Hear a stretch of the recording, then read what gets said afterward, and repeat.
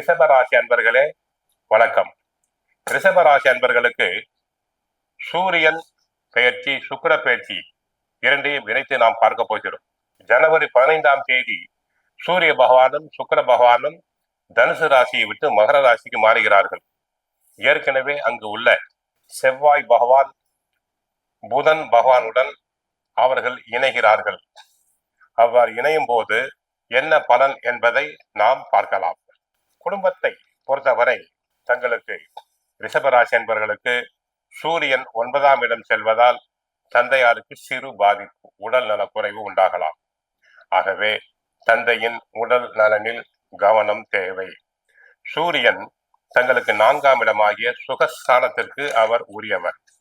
ஆகவே தந்தையாருடைய உடல் நலனில் கவனம் தேவை. குடும்பத்தை பொறுத்தவரை 9ஆம் இடத்தில் சூரியன் இருப்பதால் சில சமயங்களில் கணவன் மனைவி இடையே கருத்து வேறுபாடுகள் வரலாம்.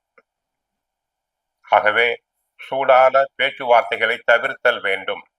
தொழில் வியாபாரத்தை பொறுத்தவரை சூரியன் சம்பந்தப்பட்ட தொழில்கள் செய்வோருக்கு சற்று கவனமாக இருத்தல் வேண்டும்.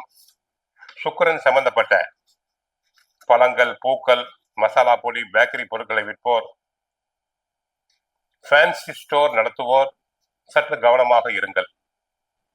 வியாபாரத்தில் நஷ்டம் வராமல் பார்த்து கொள்ள வேண்டும்.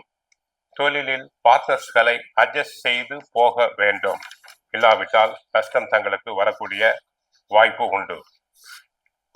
ரிஷபராசினருக்கு சுக்கிரன் 9ஆம் இடம் செல்வதால் சூரியனால் சிறு பாதிப்பு, சுக்கிர பகவானால் தன லாபம் பெருகும், ஸ்திரீ சுகம் கிடைக்கும், மகிழ்ச்சி கிடைக்கும்.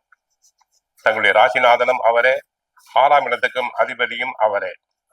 உத்தியோகத்தை பொறுத்தவரை 9ஆம் இடத்துக்கு சூரிய பகவான் செல்வதால், சுக்கிர பகவானும் செல்வதால் உழைப்பு அதிகமாக இருக்கும்.